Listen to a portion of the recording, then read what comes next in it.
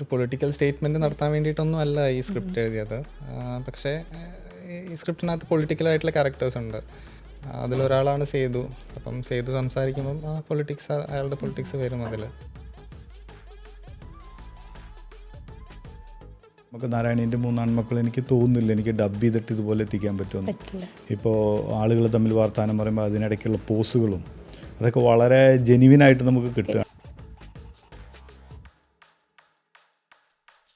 Objective point of വ്യൂയിലേക്ക് പോകും. അതായത് subjectivity മാറും, കട്ടായി പോകും. അപ്പോൾ അത് ഭയങ്കര കോൺഷ്യസ് ആയിട്ട് എടുത്തൊരു തീരുമാനം. അതുകൊണ്ട് തന്നെ നമുക്ക് ആ സീൻ ഷൂട്ട് ചെയ്യാൻ ഒരുപാട് സമയം എടുത്തു. അതെനിക്കൊന്ന് രാത്രി ഒരു 12:30 വരെ ഷൂട്ട് പോയി.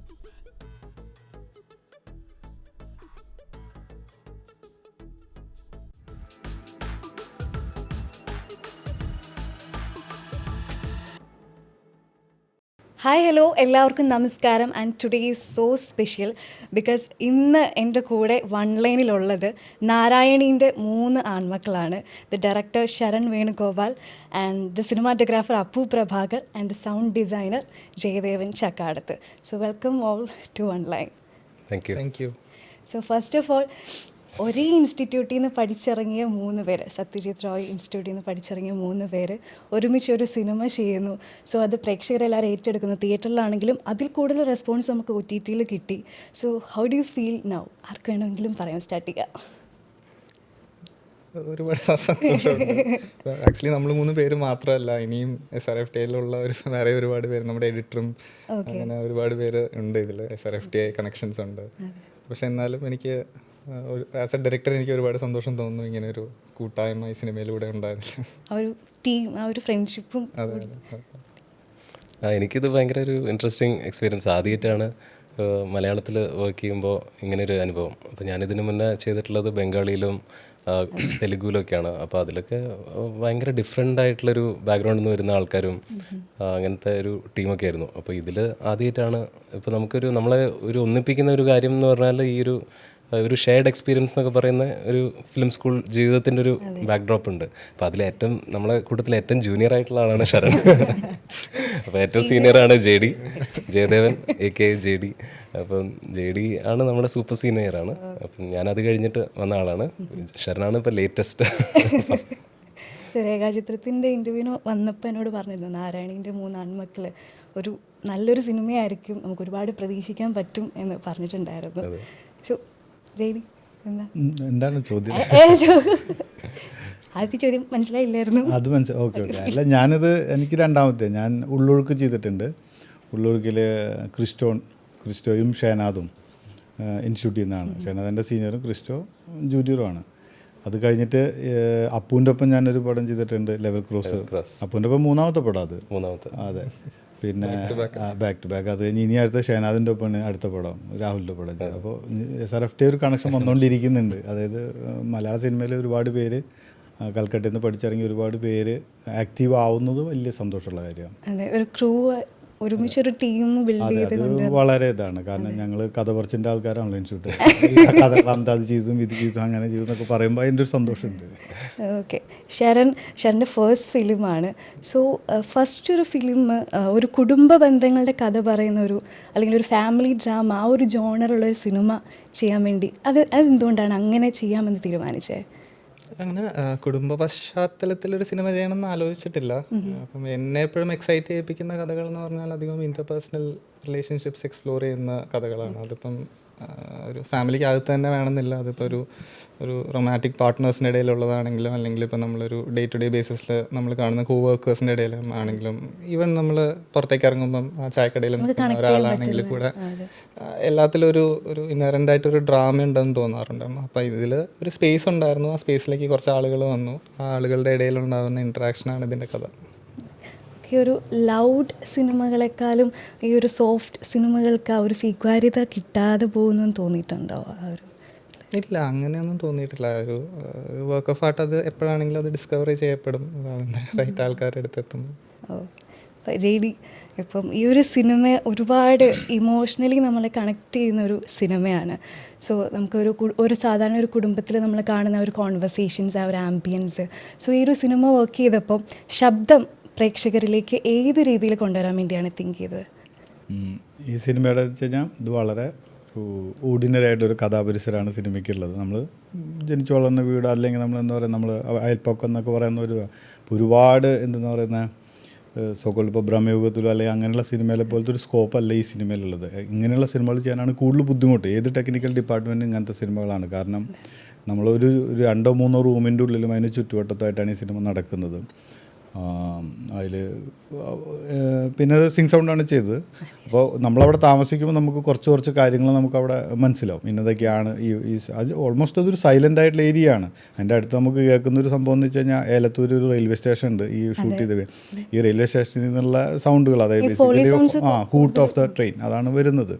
അത് കഥയിലും അതൊരു ഭാഗമായിട്ട് മാറുകയും അത് കാണിക്കുകയും ചെയ്യുന്നുണ്ട്. സിനിമയുടെ ഒരു മെയിൻ പോർഷനിൽ സുരാജ് നടന്നു വരുമ്പോൾ അത് കാണിക്കുകയും ചെയ്യും. അപ്പോൾ ചെറിയ സൗണ്ടുകൾ, അതായത് മോണോട്ടോണസ് ആവാതിരിക്കുക, അത് വലിയൊരു ചലഞ്ചായിരുന്നു. അതായത് ഒരു റൂമിൽ നിന്ന് അടുത്ത റൂമിലേക്ക് പോകുമ്പോൾ അതിന് അതിൻ്റേതായിട്ട് ഐഡൻറ്റിറ്റി സോണിക്കലി കൊണ്ടുവരിക, പിന്നെ അത് മോണോട്ടോണസ് ആവാതിരിക്കുക. അപ്പോൾ ചെറിയ സൗണ്ടുകളാണ്. അതിപ്പോൾ നമ്മളങ്ങനെ കേൾക്കണം എന്ന് വിചാരിച്ചിടുന്നതോ അങ്ങനെയൊന്നുമല്ല, അത് അവിടെ ഉണ്ട്, അത്രയേ ഉള്ളൂ.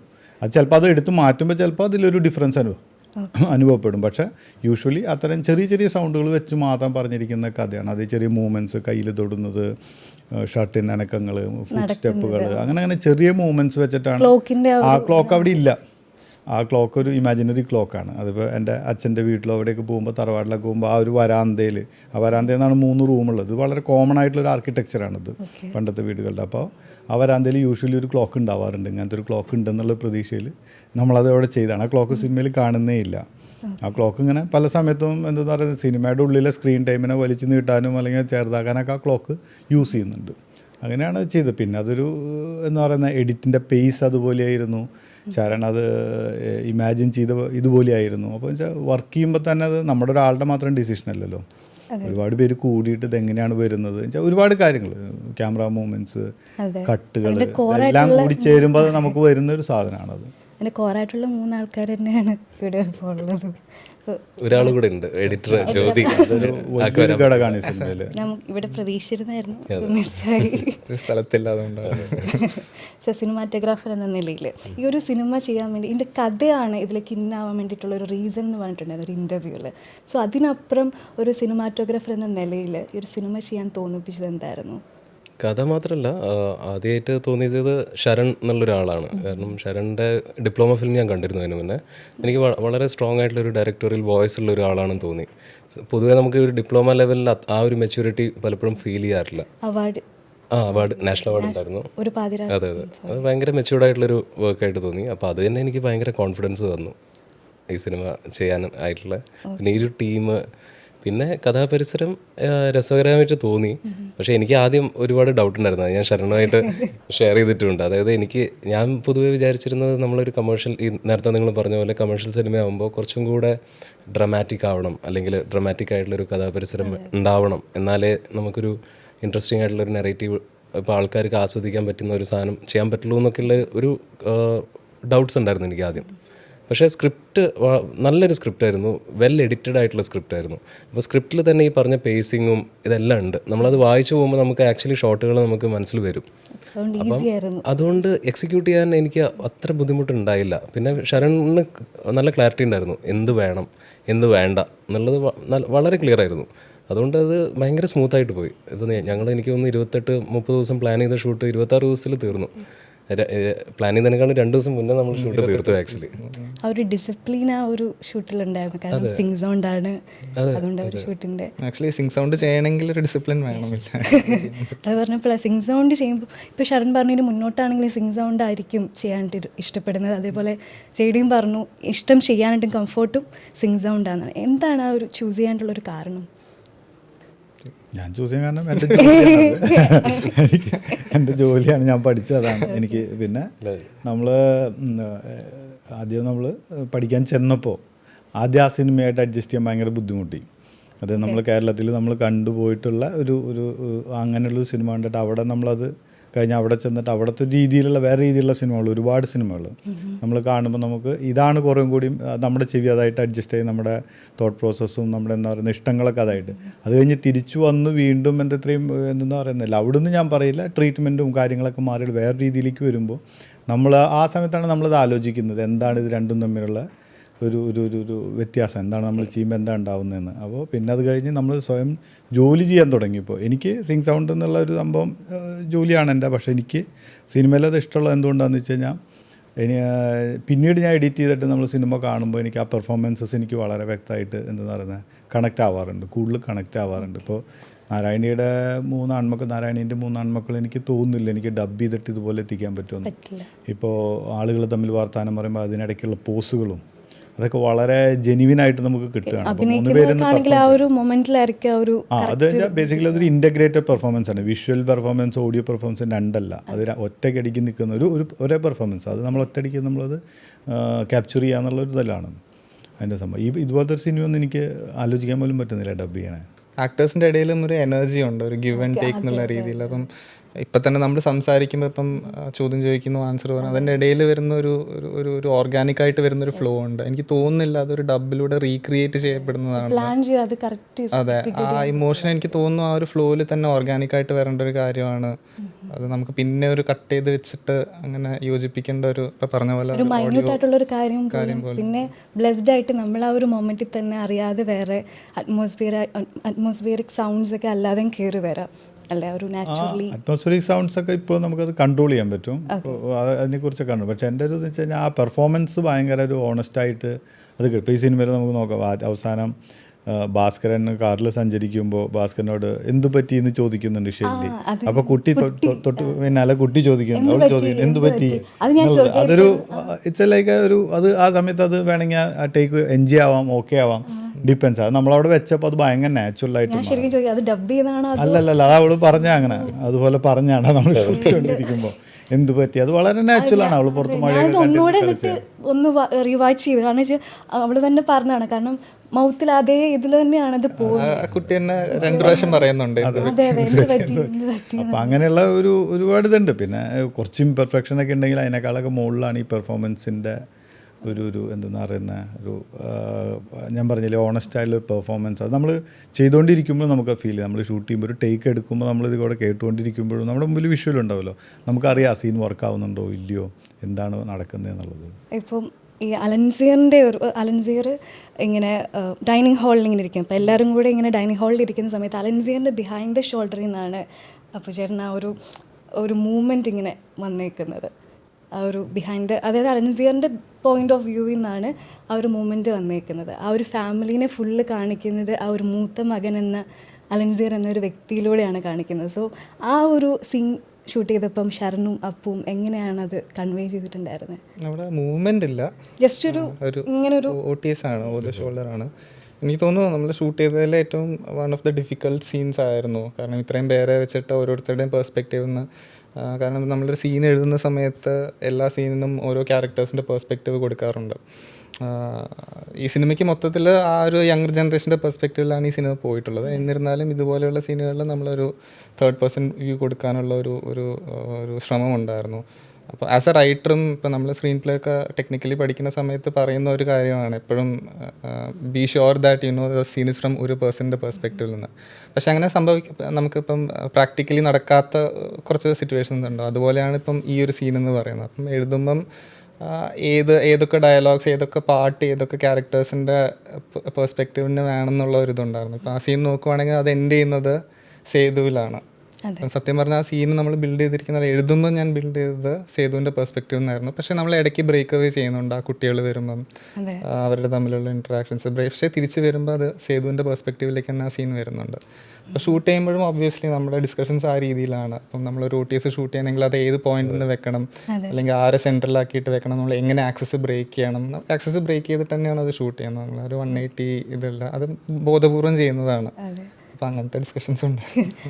ഒരു ഡൈനിങ് ഹാളിലുള്ള ഒരു സീന് സത്യം പറഞ്ഞാൽ നമ്മുടെ മലയാള സിനിമയിൽ മിസ്സായി പോയ ഒരു സീനാണത്. ഒരുപാട് നാളുകൾക്ക് ശേഷമാണ് നമ്മളൊരു ഡൈനിങ് ഹാളിലിരുന്ന് ഒരുമിച്ച് ഒരു കോൺവെർസേഷനിലുള്ള ഒരു സീൻ കാണുന്നത്. അതേപോലെ തന്നെ നമ്മുടെ വീടുകളിൽ അത് കുറഞ്ഞു പോയിട്ടുണ്ടെന്ന് തോന്നുന്നു. ഒരുമിച്ചിരുന്ന് ഫുഡ് കഴിക്കുന്ന ആ ഒരു കാര്യം, അത് നമ്മുടെ ഈ ഒരു സിനിമയിൽ അത് നമുക്ക് വീണ്ടും കാണാൻ വേണ്ടി പറ്റി.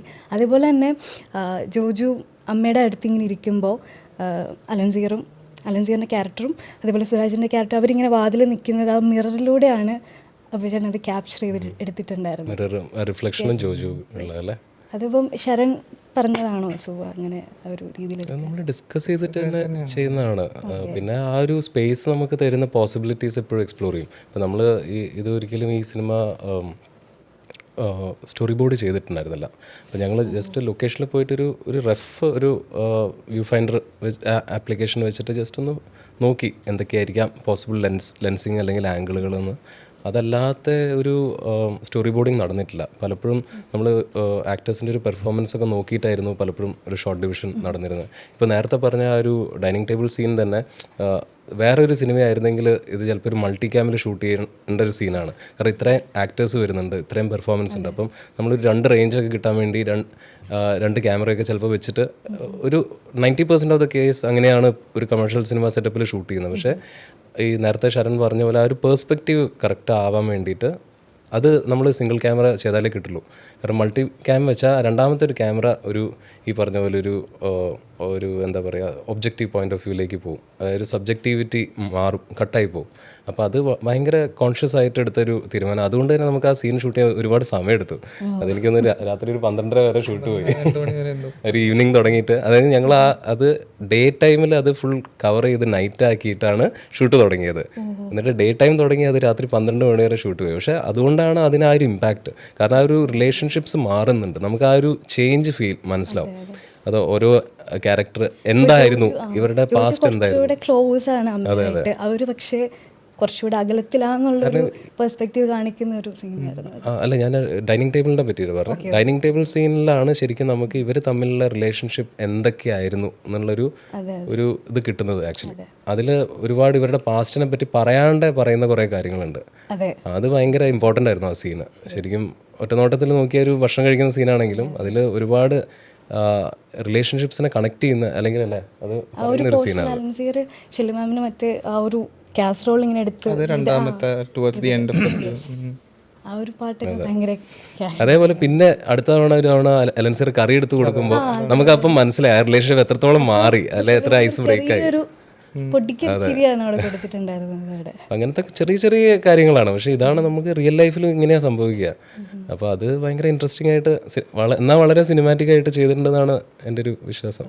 ഈ മിറർ 2 സീനിൽ വരുന്നുണ്ട്. ആദ്യം ഈ പറഞ്ഞ സീനിലാണ് അവർ 3 പേരും ഉള്ളത്. പിന്നെ രണ്ടാമത് നമ്മൾ കാണുന്നത് ആ അമ്മയും മകളും തമ്മിലുള്ള, ജയശ്രീ മാധുരിയും തമ്മിലുള്ള കോൺവെർസേഷനിൽ നമ്മൾ സ്റ്റാർട്ട് ചെയ്യണത് ഒരു മിററിനകത്താണ്. അപ്പോൾ ഇത് മിറർ എപ്പോഴും ക്ലോസ് സ്പേസസിൽ മിറേഴ്സ് എന്ന് പറയുന്നത് ഭയങ്കര ഇൻട്രസ്റ്റിംഗ് ആയിട്ടുള്ളൊരു സാധനമാണ്.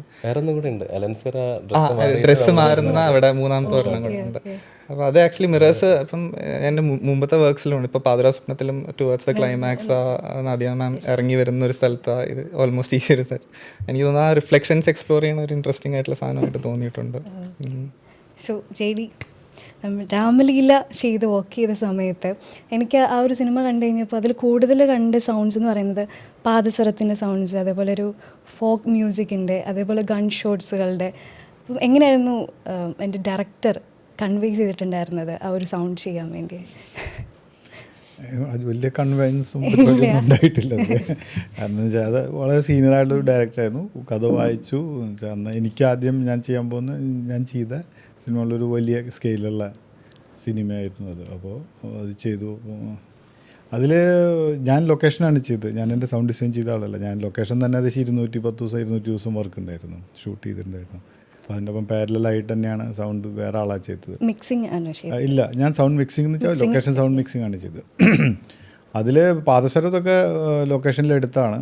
ഗൺ ഷോട്ടുകൾ ഒരുപാട് ഞങ്ങളൊരു പൂനെക്കടുത്തൊരു സ്ഥലത്ത് പോയി ഒരുപാട് ഗണ്ണുകൾ, നാടൻ തോക്കുകൾ കൊണ്ടുവന്ന് റെക്കോർഡ് ചെയ്തിട്ടുണ്ട്. പക്ഷേ സിനിമയിൽ യൂസ് ചെയ്തിരിക്കുന്ന എനിക്ക് തോന്നുന്നു വീണ്ടും എൻഹാൻസ് ചെയ്ത ലൈബ്രറി സൗണ്ട്സും കാര്യങ്ങളും. കാരണം നമ്മൾ ഒറിജിനൽ ഗൺ ഷോട്ടിന് ഇത്രയും സൗണ്ടൊന്നും ഇല്ല, ഈ കേൾക്കുന്ന ആ ഒരു ഇത് നമുക്ക് കിട്ടില്ല. പക്ഷെ പാദസരം ഒരുപാട് സഞ്ജയ് സാർ അത് ഒരുപാട് സ്ഥലങ്ങളിൽ റെക്കോർഡ് ചെയ്ത്, അത് എന്താ പറയുക, ദീപിക പാദുകോൺ എന്നെ നടത്തിച്ച് റെക്കോർഡ് ചെയ്തിട്ടുണ്ട്. എന്നുവെച്ചാൽ അത് ഭയങ്കര ഇമ്പോർട്ടൻ്റ് ആയിരുന്നു പുള്ളിക്ക്, ആ സ്ഥലത്തുനിന്ന് അത് വേണം എന്നൊക്കെ ഉള്ളത്. പുള്ളി എന്ന് വെച്ചാൽ വർക്ക് ചെയ്ത ഡയറക്ടേഴ്സിൽ ഭയങ്കര ഷാഢ്യമുള്ള, അതായത് കറക്റ്റായിട്ട് എക്സാക്ട്ലി പുള്ളി വിചാരിക്കുന്ന സാധനം കിട്ടണം എന്നാഗ്രഹിക്കുന്ന ഒരു ഡയറക്ടറാണ്. അപ്പോൾ എന്നെ സംബന്ധിച്ചിടത്തോളം ആദ്യം കുറച്ച് കഴിഞ്ഞപ്പോൾ ആ നിലയിലേക്ക് ഉയരണം എന്നുള്ള ഒരു പ്രഷറും ആഗ്രഹവും എനിക്ക് വന്ന സിനിമയാണത്. അതായത് ആ പുള്ളിയുടെ ആ ഒരു പെർഫെക്ഷനിലേക്ക് ഞാനും പോകണം എന്നുള്ളത്. കാരണം കൂടെയുള്ള എല്ലാവരും അതുപോലെയുള്ള ആളുകളായിരുന്നു. അപ്പോൾ ആ രീതിയിൽ എന്നെ ഹെൽപ്പ് ചെയ്ത സിനിമയാണ്. ഇപ്പം ശരൺ, ഇത് ശരിക്കും ഒരു സോഷ്യലി റെലവൻ്റ് ആയിട്ടുള്ളൊരു കാര്യത്തെ അല്ലെങ്കിൽ ഒരുപാട് കാര്യങ്ങളെ ഈ സിനിമയിലൂടെ പറഞ്ഞു വെച്ചിട്ടുണ്ട്. കടയിൽ നിൽക്കുന്ന ഒരു പോർഷൻ ഉണ്ടല്ലോ, ആ ഒരു പോർഷൻ ശരിക്കും ഞാൻ ആ തിയേറ്ററിൽ എൻജോയ് ചെയ്തൊരു ഭാഗമാണ്. കാരണം വെച്ചിട്ടുണ്ടെങ്കിൽ എന്നെ ഒരുപാട് ചിരിപ്പിക്കുകയും ചെയ്തു, ഒപ്പം ചിന്തിപ്പിക്കുകയും ചെയ്തൊരു ഭാഗമാണ്. കാരണം പല ആൾക്കാരുടെയും സാമ്പാർ പൊടി ഇവിടെ ഇല്ല എന്ന് പറയുന്ന ആ ഒരു പോർഷൻ. സോ അതുപോലുള്ള കാര്യങ്ങൾ എന്തുകൊണ്ടാണ് ആ ഒരു കോമഡി രീതിയിൽ അത് സെറ്റ് ചെയ്തത് അവിടെ?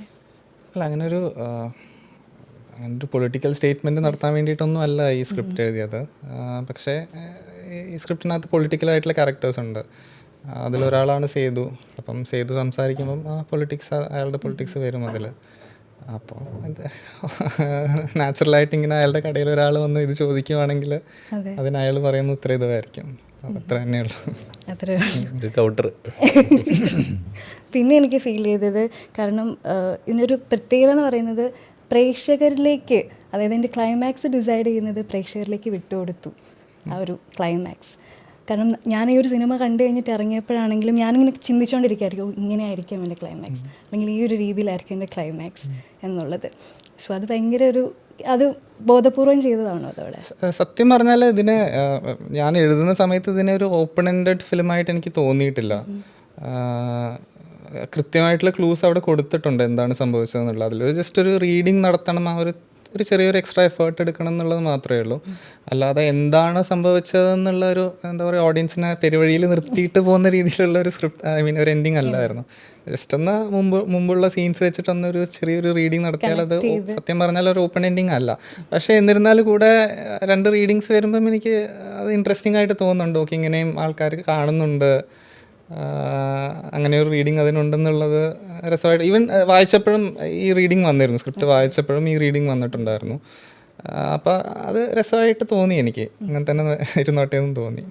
ഓക്കെ, അപ്പം ലാസ്റ്റായിട്ട് how do you all define cinema?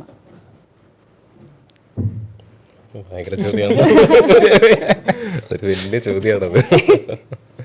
അല്ല, സിനിമ മാറിക്കൊണ്ടിരിക്കുന്നൊരു മീഡിയ അല്ലേ. ഇപ്പം 120 വർഷമല്ലേ ആയിട്ടുള്ളൂ സിനിമ കണ്ടുപിടിച്ചിട്ട്. അതിപ്പം ഭയങ്കര റാപ്പിഡ്ലി ഇത് മാറുന്നുണ്ട്, അതിൻ്റെ ഡെഫിനേഷൻസ് മാറിക്കൊണ്ടിരിക്കുന്നുണ്ട്.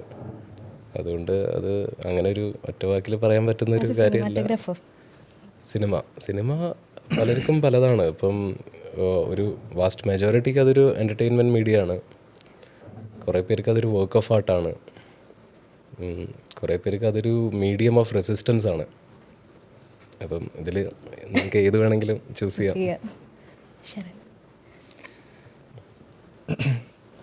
അല്ല, ഇപ്പം സിനിമ ഇവോൾവ് ചെയ്യുന്നു എന്ന് പറയുന്ന പോലെ തന്നെയാണ് എൻ്റെ ഒരു ഡെഫിനിഷൻ ഓഫ് സിനിമയും ഇവോൾവ് ചെയ്യണത്. ഇപ്പം ഞാൻ എൻജിനീയറിങ് പഠിക്കുന്ന സമയത്ത് എനിക്കൊരു പാഷനായിരുന്നു സിനിമ കാണുക എന്നൊക്കെ പറയുമ്പോൾ. അത് വേറൊരു പാരലലി കൊണ്ടുപോയിരുന്നൊരു സംഭവം പോലെ ആയിരുന്നു. പിന്നീട് എപ്പോഴും ഓക്കെ, ഇതാണ് ജീവിതത്തിൽ ചെയ്യേണ്ടത്, ഇതാണ് സിനിമയാണ് ജീവിതം എന്നുള്ള തോട്ട്സൊക്കെ വന്നു. പക്ഷേ ഇപ്പം അത് രണ്ടുമല്ല, വേറെ എന്തോ ഒരു ഡെഫിനിഷനാണെന്ന് തോന്നുന്നു. അപ്പം അത് മുന്നോട്ട് വർക്ക് ചെയ്ത് വരുമ്പോൾ അതിൻ്റെ ഇവോൾവിങ് ആണെന്ന് തോന്നുന്നു. അങ്ങനെ ഇപ്പം അപ്പു പറഞ്ഞ പോലെ തന്നെ അതൊരു ഒറ്റ വാക്കിലോ ഒറ്റ സെൻറ്റൻസിലോ അല്ലെങ്കിൽ ഒരു ചെറിയ പാരഗ്രാഫിലോ ഒതുക്കാവുന്ന ഒരു ക്വസ്റ്റ്യൻ അല്ല അത്, അതിൻ്റെ ഒരു ആൻസർ. പക്ഷെ അതൊരു ഇൻട്രസ്റ്റിംഗ് ആയിട്ടുള്ളൊരു ഇതായിട്ട് തോന്നുന്നു. എന്നെ സംബന്ധിച്ച് ഞാൻ ഒരുപാട് ബുക്ക് വായിച്ചിരുന്ന ആളാണ്. ആ ബുക്ക് വായനയിൽ നിന്ന്, ബുക്കിലൂടെ നമ്മൾ ലോകത്തിൻ്റെ ഒരുപാട് നമ്മൾ മനസ്സിലാക്കി ഒരുപാട് കാര്യങ്ങൾ. ഇന്ന് എന്നെ സംബന്ധിച്ചിടത്തോളം ഈ സിനിമയിലൂടെയാണ് ഞാൻ ലോകത്തിനെ മനസ്സിലാക്കുന്നത്. ഇപ്പോൾ ഞാൻ പറയുന്നത്, ഇപ്പോൾ ഞാൻ കാണാത്ത സ്ഥലങ്ങളാണ് ജീവിതത്തിൽ കൂടുതൽ, കാണാത്ത സ്ഥലങ്ങളും ആളുകളും കാര്യങ്ങളാണ് കൂടുതൽ. ഇതെല്ലാം മനസ്സിലാക്കുന്നത് എന്നെ സംബന്ധിച്ചിടത്തോളം സിനിമ കൂടിയാണ്. അത് കാരണം ഒരു സൗണ്ട് എഞ്ചിനീയറോ അല്ലെങ്കിൽ എന്താ പറയുന്നത് അങ്ങനെ സിനിമയായിട്ട് ബന്ധപ്പെട്ട് വർക്ക് ചെയ്യുന്ന ആളെന്നുള്ളതിനേക്കാൾ ഉപരിയായി എനിക്ക് എല്ലാ ദിവസവും ഇരുന്ന് കാണാൻ, അതായത് എനിക്ക് ഏറ്റവും ഞാൻ റിലാക്സ് ആവുന്നതും എൻജോയ് ചെയ്യുന്നതും എന്താ പറയുന്നത് നമ്മളതിനെ കുറേ കൂടി മനസ്സിലാക്കാൻ, നമുക്ക് നമ്മളതിനെ മനസ്സിലാക്കാനും ലോകത്തിനെ മനസ്സിലാക്കാനും സഹായിക്കുന്ന ഒരു ടൂളായിട്ടാണ് ഇപ്പം എനിക്ക് സിനിമ നിൽക്കുന്നത്. ഓക്കെ, അപ്പം ബ്യൂട്ടിഫുൾ ആയിട്ടുള്ളൊരു കോൺവെർസേഷൻ ആയിരുന്നു. സോ നാരായണീൻ്റെ 3 ആൺമക്കൾ കാണാത്തവർ OTT ഇപ്പം വന്നിട്ടുണ്ട്. സോ എല്ലാവരും വാച്ച് ചെയ്യുക. ഇത്രയും നേരം നമ്മളടുത്തിൽ സ്പെൻഡ് ചെയ്തതിന് ഒരുപാട് നന്ദി എല്ലാവർക്കും. Thank you so much. Thank you.